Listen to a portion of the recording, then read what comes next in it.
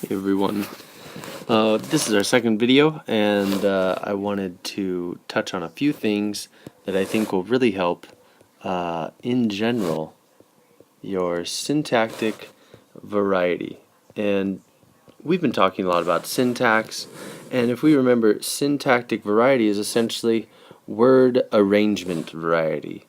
And the purpose of this video is to show you that we can move around a lot of what we already write and be within the bounds of grammar and, proper usage. So let's take a look at our first step, which is phrases and clauses. So let's start out by looking at the primary difference, in case you were curious. Yeah, they both use multiple words. It's not just one thing that composes a phrase or a clause, but there's actually a pretty significant difference, but it's really small. For a phrase, it has either a, it has either a subject or a verb, and for a clause, it has a subject and a verb.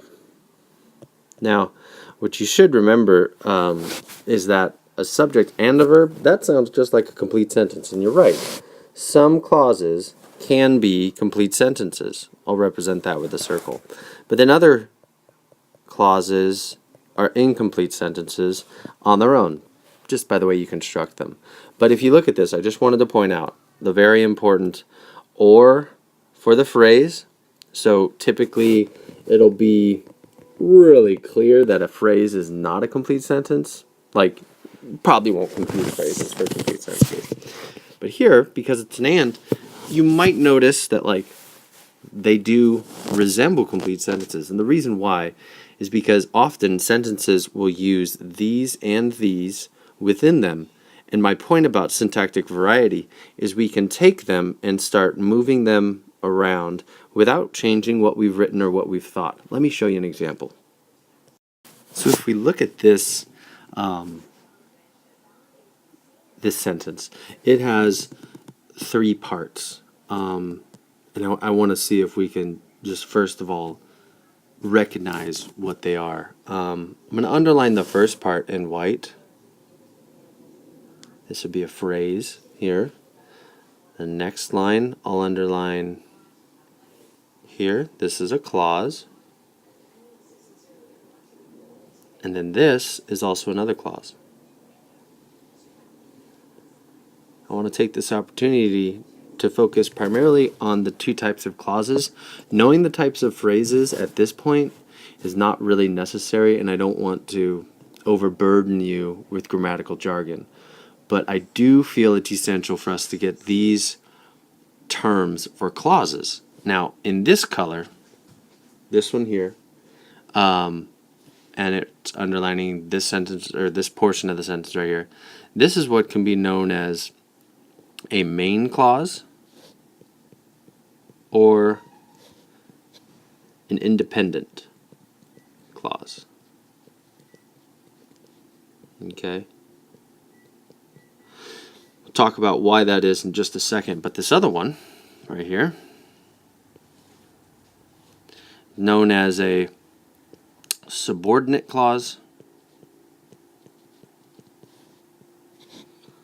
or a dependent clause. Dependent clause. Now, notice their meanings kind of connect to whether or not each of these can be a complete sentence. So if you think to yourself, main clause, complete sentence, independent clause, complete sentence, well, by the very name, main and independent, think to yourself, complete. Okay? Complete. I'm going to draw a little circle, okay, to represent that, a circle and a square. It's a complete sentence. Now, if you look at these words, subordinate, dependent, those words alone shouldn't help you think to yourself, well, it requires something else. Gosh, it's not complete. It's not on its own. It can't stand by itself. So it would be an incomplete sentence. And if we were to go back to the symbol, we would have a incomplete, or I'll go back to my dotted circle. You'd have a dotted circle there. Okay. Now let me show you what we can do with these and why it's even worth learning the terms. If we look at the sentences one more time, I'm going to use a laser pointer so I don't write anymore on this crazy screen here.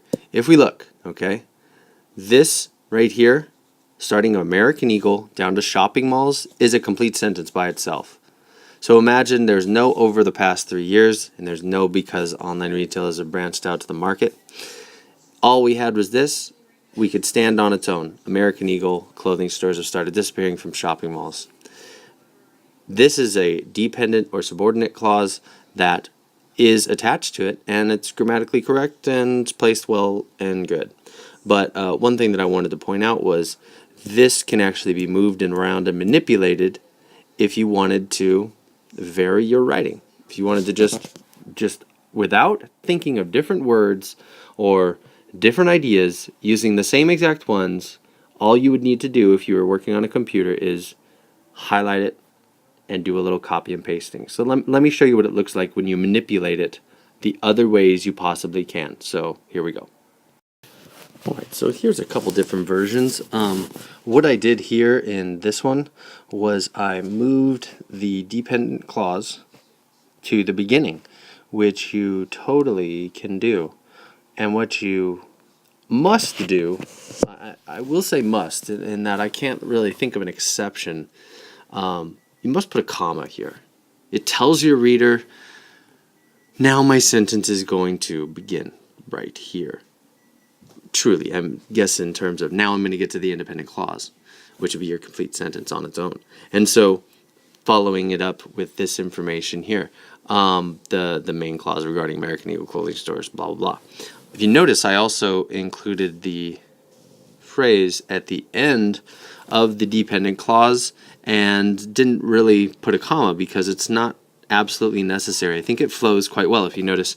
Because online retailers have branched out to the clothing market over the past 3 years, that's the beauty about phrases, is they don't often use commas. Part of the reason is because of the rules guiding commas, but it's not necessary. I'm going to have a video specifically on comma usage, so we're correct when we do use our commas, but in general you'll have commas that set off interjections, appositives, conjunctions, and putting a comma in front of a phrase just isn't required, nor is it useful or helpful. And I'll be able to get more specific with that on a future video, but I hope that for now that'll help explain why there's no comma here, okay? But there is one here, and part of the reason is because your reader, without it, would continue to think that all of this, namely all of this, was still a part of the dependent clause, and it wouldn't really read like a complete sentence. But this comma tells them, hey, look at end of dependent clause, now begin your full sentence. Here's another version that is different and utilizes a punctuation mark that I feel like I need to teach how to correctly use it, but essentially dashes, these are M dashes, they require or kind of utilize parenthetical thoughts.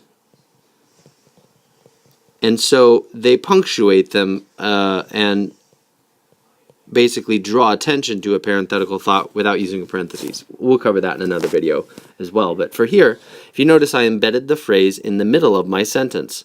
And this is a more traditional construction. I have my main clause first, followed by my dependent clause, and then I just wanted to keep everything the same like I said it would. I didn't change any of the words. I changed capitalization. Okay, I'll do that. But I didn't change any of the words. And we have now American Eagle clothing stores have started disappearing from shopping malls over the past 3 years because online retailers have branched out to the clothing market. So over the past 3 years is important. It's kind of parenthetical. It's like a sidebar thought. It separates it to we're talking about just these past few years, and that's the reason why they're disappearing, not because of competitors in the shopping malls, but because of competitors outside of the shopping malls, namely online retailers. So I'm hoping that what you're able to see here is that if you have yourself getting into a funk where you're beginning sentences with like I or Jane or they, or where you're just beginning with this kind of main clause, conjunction, main clause, or subject, verb, object, period, and you want to mix it up. This is a great way to mix it up, okay? And I'm hoping that you'll be able to have a better understanding of not only the terminology, main clause, independent clause, subordinate clause, dependent clause, that you'll also be able to start moving it around in your writing. Now, the second thing that I wanted to cover, and I'll be brief. I feel like I really was able to go into a lot of detail on clauses and phrases. But I wanted to point out that main ideas, I suppose what I mean by main ideas is something that's important to you as a writer. That's what I mean. Something that you want to put emphasis on, or something that you really want your reader to notice, okay? Like you want it to stand out.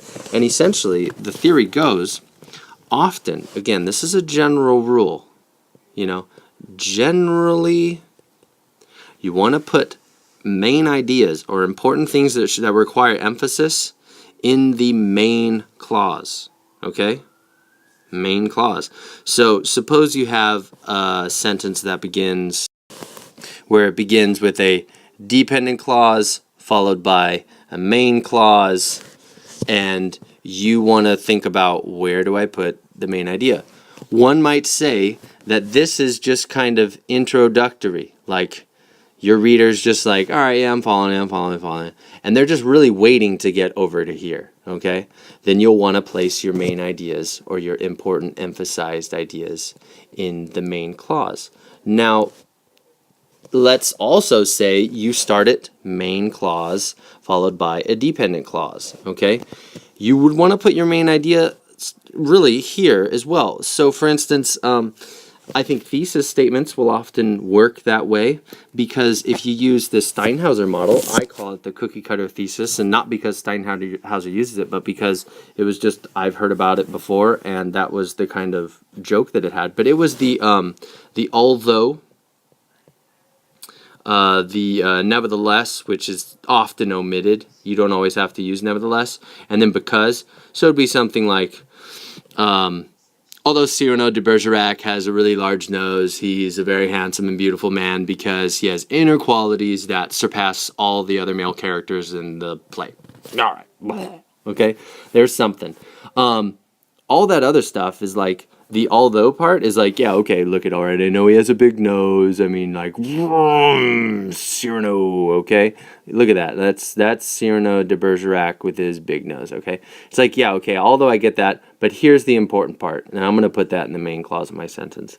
Now here, I would start it out if I wanted to be more avant-garde, which you totally can. You don't need to always follow this model here. You could say something like, Cyrano de Bergerac is the most beautiful character in the play, despite the fact that he has an exorbitantly large nose and a exorbitantly large nose and a highly developed inferiority complex. Okay, something like that. Those information items of information would be here. The part about his nose and his inferiority complex, but still, the main claim or argument that you would have would be here in your main clause. So, if you want to think about importance here, think about the fact that pretty much what is arguable. What will, let's say, be the crux of what it is you're going to talk about, it's going to go in a main clause. And I bet if you reflect on your writing already, like without any sort of introduction, you're like, yeah, I already put them in the main clause, Mr. Reed. Well, I'm glad to know, but when you start manipulating your ideas, keep that in mind, okay? How quickly do you want to get to it? Do you want to delay it a little bit? You want to have a little bit of suspense? Do you want to have a little background, like some of you guys were talking about before? Mr. Reed, I'd like to introduce my writing, some of my big ideas with a little background first, and then punch them in the face with them. And I would say to them, perfect, wonderful, great. And then I'd have someone over here that would say, Mr. Reed, I like to just get right to the point, and then explain to them the point of, how I arrived at a little after, but I just want to, really shock them right away. And I say, hey, great, awesome, shock them. Okay, so you really have a lot of choice. Where do you put it? All right, You're going to have it at the beginning, you're going to have it at the end, and that's what I want you guys to remember. These are kind of general rules that really help you, and main ideas, arguable ideas, crux of your ideas, emphasized ideas, they go in main clauses, which is pretty awesome when you can think, is that true? Yeah, it usually is. Now, lastly, this is something I'm actually going to practice. Really, I feel like this is something that I need to practice. But let's just say you're sitting here and you're writing a beautiful paragraph, okay? These lines represent sentences, and you're writing them. And I mean, this one's going really well. Look at that. I mean, you're doing incredibly well. I mean, you're going to throw in a semicolon in there. Oh yeah, oh yeah, oh yeah. And then you come over here. Now, to kind of imagine this paragraph as something else. Let's imagine your paragraph was a really fine meal, okay? We have our mashed potatoes over here.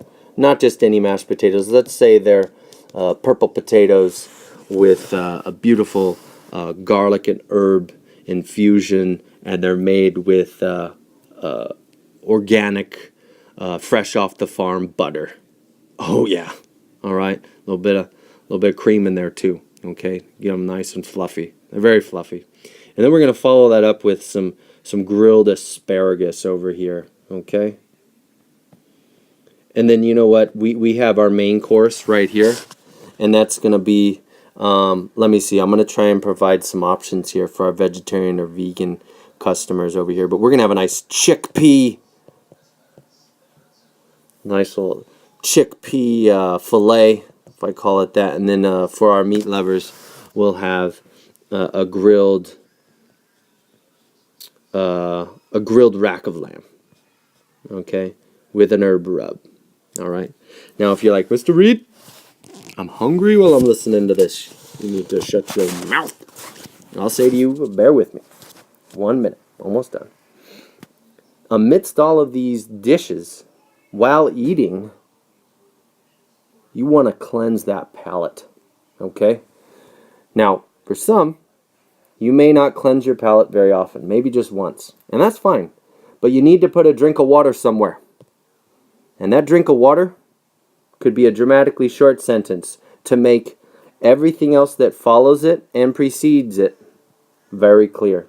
So if I'm talking, and I say something like, Jane supports this.